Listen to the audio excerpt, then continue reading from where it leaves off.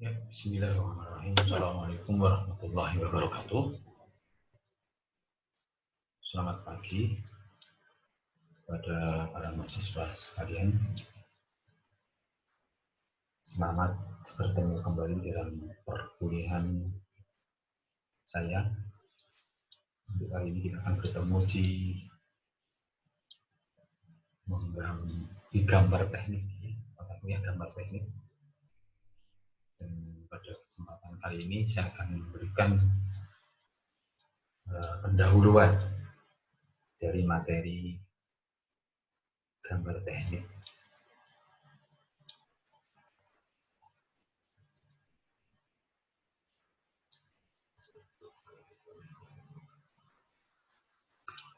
Jadi gambar teknik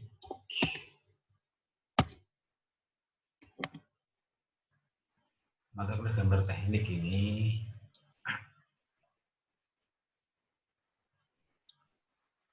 adalah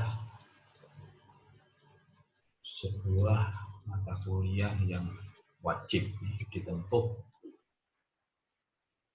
untuk mahasiswa D3 Teknik Elektronika, bobotnya 2 SKS, yang isinya yaitu untuk mengenal materi dasar teknik menggambar, khususnya dalam bidang elektronika. Jadi pengertian dari gambar teknik itu sendiri adalah yaitu ilmu yang mempelajari tentang teknik gambar. Apa itu teknik gambar?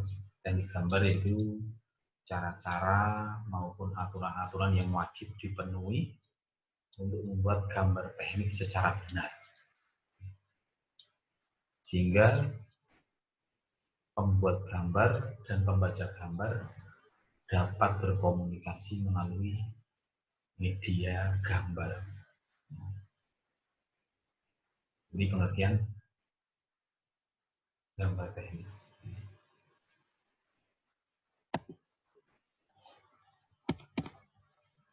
Jadi gambar teknik ini yang dipelajari adalah dasar-dasar menggambar, cara menggambar yang benar, peraturan dan persyaratan gambar, keseragaman dan metode dalam menggambar. Sehingga hasilnya nantinya gambar yang jelas, mudah dibaca ataupun dimengerti, dan yang ketiga dapat dilaksanakan. Ini. Jadi kedudukan kita ingin tahu perbandingan antara bahasa dan gambar. Karena tadi disebutkan adalah gambar ini sebagai bahasanya orang teknik.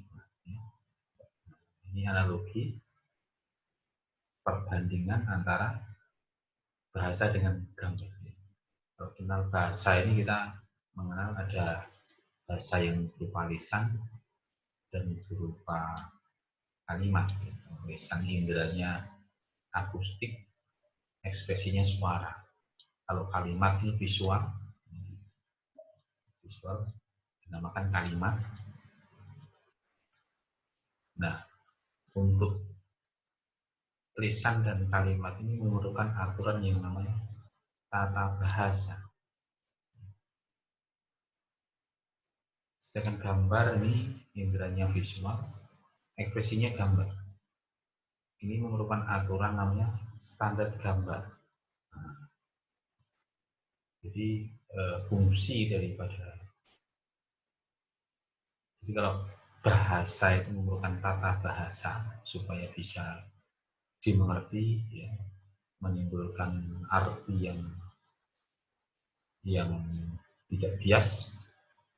Sedangkan gambar ini memerlukan standar gambar. Sehingga pentingnya menggambar bagi seorang ahli teknik itu dapat disamakan dengan pentingnya menulis bagi seorang pengarang.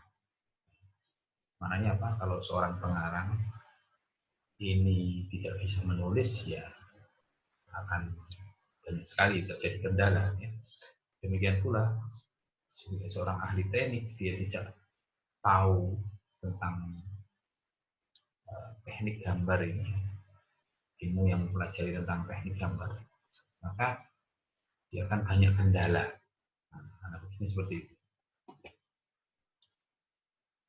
Jadi tadi dikatakan gambar bagi seorang ahli teknik ini sebagai media untuk berkomunikasi. Jadi gambar itu juga disebut juga bahasa teknik. Bahasa teknik. Jadi untuk menyatakan maksud, menyampaikan informasi, menyatakan maksud dari seorang penggambar, pembuat gambar. Nah, untuk supaya gambar tadi dapat diinterpretasikan secara efisien, maka diperlukannya standar gambar. Artinya aturan-aturan, bahkan simbol-simbol teknik yang sudah dinormalisir, distandarisasi, sehingga tidak menimbulkan pengertian yang bias. Jadi fungsinya seperti tata bahasa di dalam sebuah kalimat. Jadi kalau kita menyusun sebuah kalimat, kita perlu subjek, predikat, objek.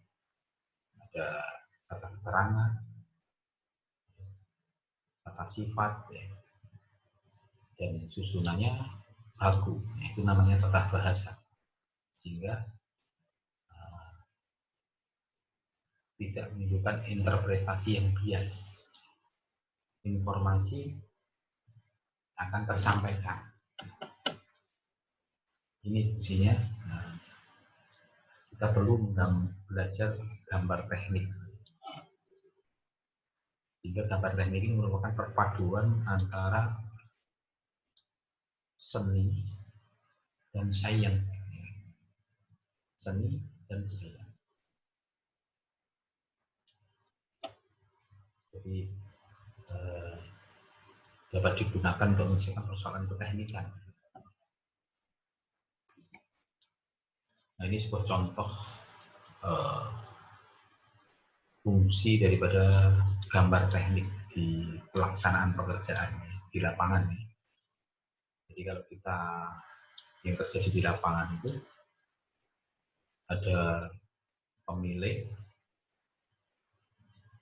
ya, kemudian dia ingin membangun sebuah gedung misalnya, dia akan meminta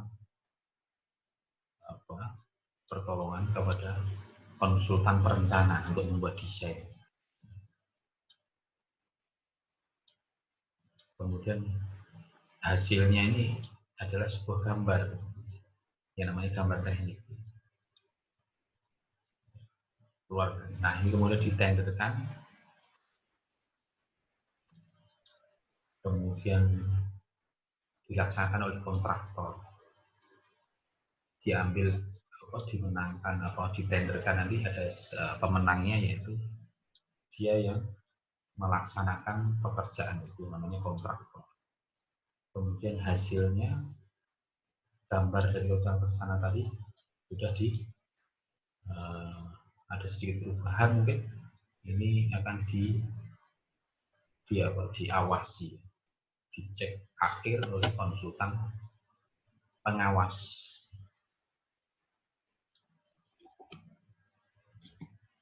Jadi ini posisi tadi, bagaimana pemilik ini tanggung jawabnya adalah memprakarsai, membiayai, memiliki. Jadi memprakarsai ini dia menginginkan. Ya. Kemudian dia akan berkonsultasi dengan konsultan perencana, yang dia bertugas merencana, planning, dan merancang desain. Nah, keluarannya ada gambar rencana. Kemudian ini ditawarkan dan dimenangkan oleh kontraktor, kemudian dilaksanakan namanya kontraktor pelaksana. Tugasnya melaksanakan dan membangun. Keluaran dari sini berupa gambar juga, namanya gambar pelaksanaan atau gambar yang dilaksanakan. Kemudian ini diserahkan kepada konsultan pengawas, dilihat, dicek akhir sesuai atau tidak dengan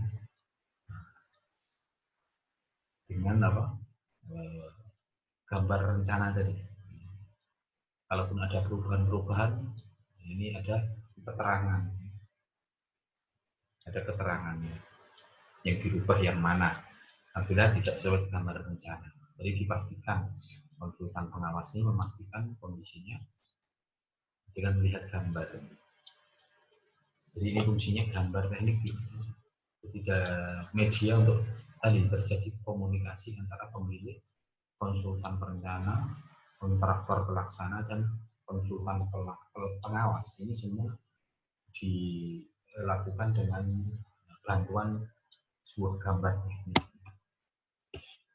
Nah, ini dengan setelah mendengar ilustrasi dari paparan tadi, timbul pertanyaan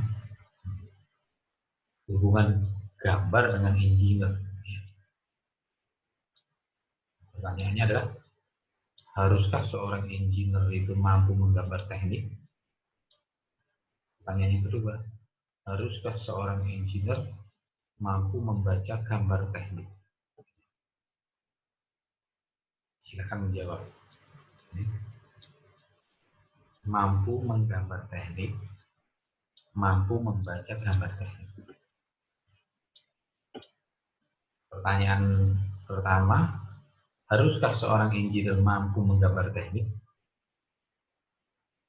Jawabannya relatif. Ini jawabannya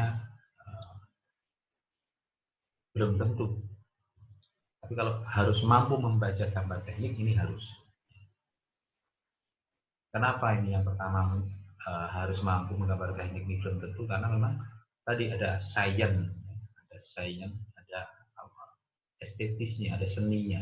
Nah, tidak semua orang ini mempunyai seni, terutama untuk menggambar manual.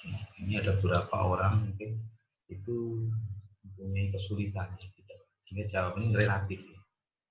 Tapi sebetulnya ini bisa diatasi dengan kondisi mutakhir sekarang ini, yaitu menggunakan komputer, menggunakan software. Menggambar teknik menggunakan software ini lebih tidak ada kendala bagi semua orang. Sehingga jawaban yang pertama ini, haruskah seorang engineer mampu menggambar teknik? Jawabannya harus. Yang kedua, haruskah seorang engineer mampu membaca gambar teknik? Harus. Ini makanya kita perlu membaca gambar teknik ini. Dan ini ditaruh di semester pertama, sehingga ini akan melatar belakangi daripada perkuliahan selanjutnya.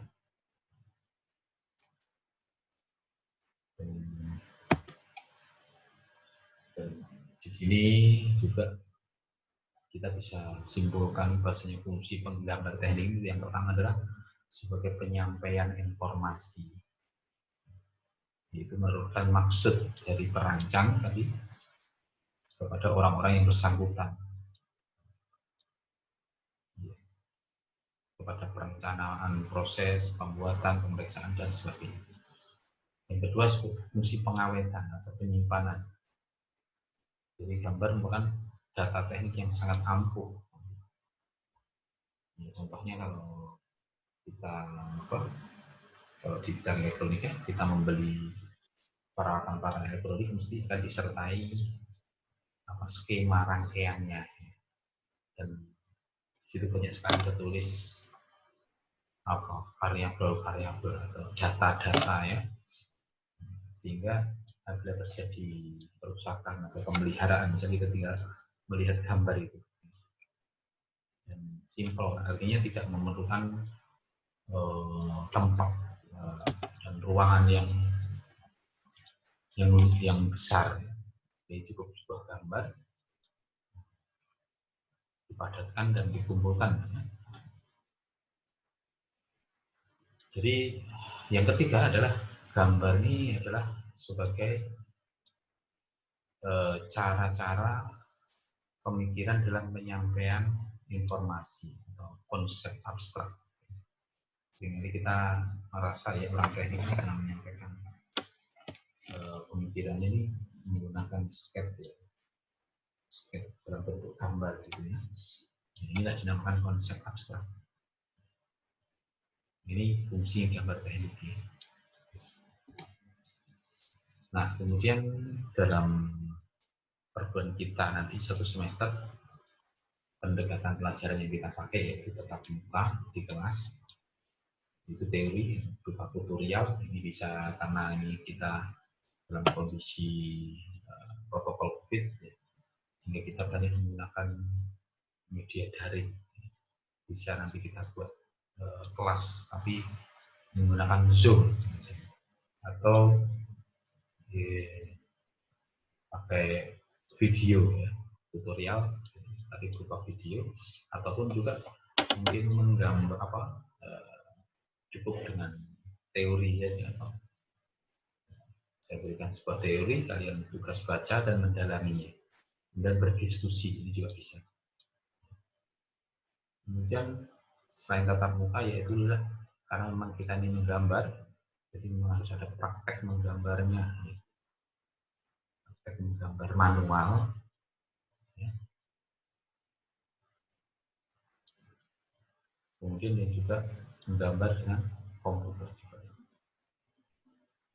Untuk itu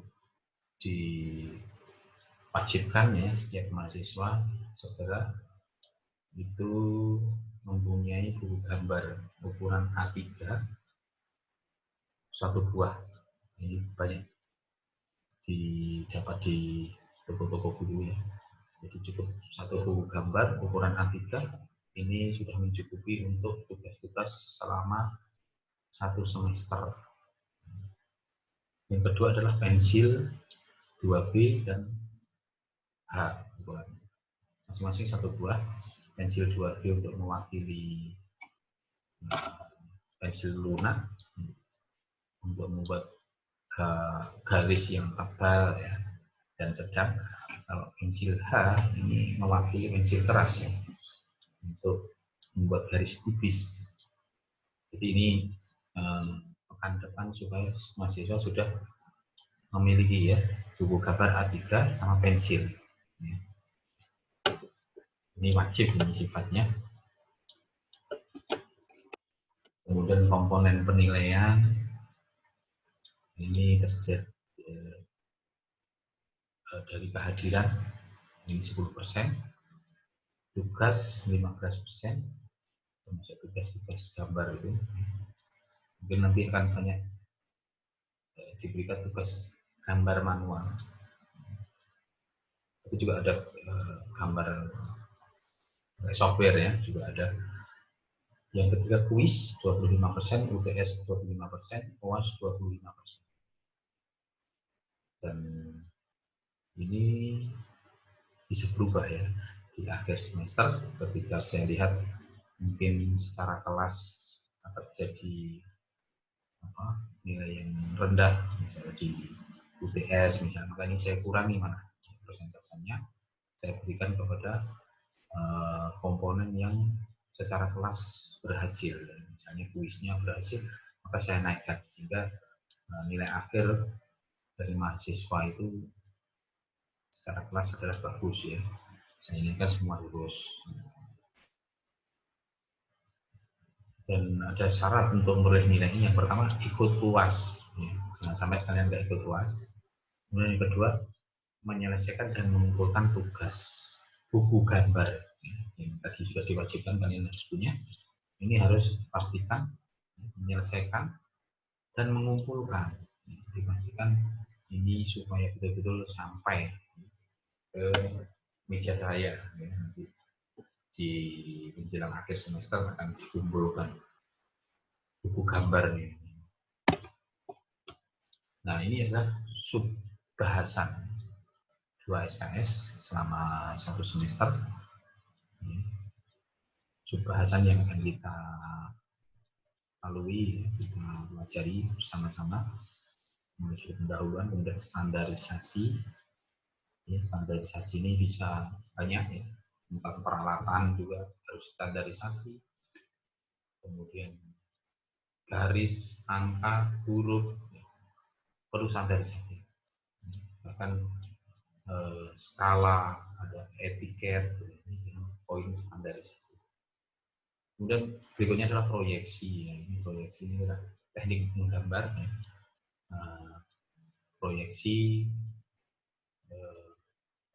cara memandang, ya. Cara membuat gambar yang 3 dimensi menjadi 2 dimensi. Ini proyeksi. Nah, kita akan pelajari nanti proyeksi. Tapi proyeksi ortogonal saja yang kita. Kemudian potongan. Ini juga teknik gambar yang bagaimana benda yang berubah itu dengan teknik potongan akan mudah untuk kita menyampaikan informasi. Yang berikutnya lagi simbol atau lambang yang dinormalisasi, khususnya di bidang teknik elektronika. Ada kita nanti akan mengenal simbol-simbol atau lambang. Dan berikutnya lagi interpretasi gambar rangkaian elektronika. Jadi rangkaian elektronika ini punya arti di masing-masing simbol tadi, sampaikan interpretasi yang menyampaikan maksud dan gambar berbantuan komputer menggunakan software, bahkan ini bisa dicetak menjadi nanti akhirnya layout sebuah PCB, skema rangkaian elektronika layout PCB. Dan memang ini nanti akan dibantu dengan kelas praktikum dilanjutkan untuk menggambar berbantuan komputer. Kemudian literatur yang saya gunakan ini semua silahkan dicari ya, di perpustakaan ada, perpustakaan unik ada, atau di toko-toko buku ada banyak ini untuk pengayaan ya, ataupun juga buku-buku yang lain silahkan digunakan juga, silahkan dicari, dieksplor, semakin banyak semakin bagus ya. Ini adalah pendahuluan dari mata kuliah gambar teknik saya sampaikan, dan untuk pertemuan berikutnya silahkan kalian persiapkan sebuah tugas yaitu alat-alat menggambar yang sesuai standar ISO. Ini tolong disebutkan dan dijelaskan. 12 saja alat-alat gambar yang sesuai standar ISO. Jadi kalau alatnya standar, nanti hasil dari gambarnya juga standar. Nah, kita perlu tahu alat-alat gambar yang sesuai standar internasional, standarisasi organisasi. Itu mungkin yang bisa saya sampaikan untuk pertemuan kali ini. Saya akhiri dengan ucapan alhamdulillah. Assalamualaikum warahmatullahi wabarakatuh.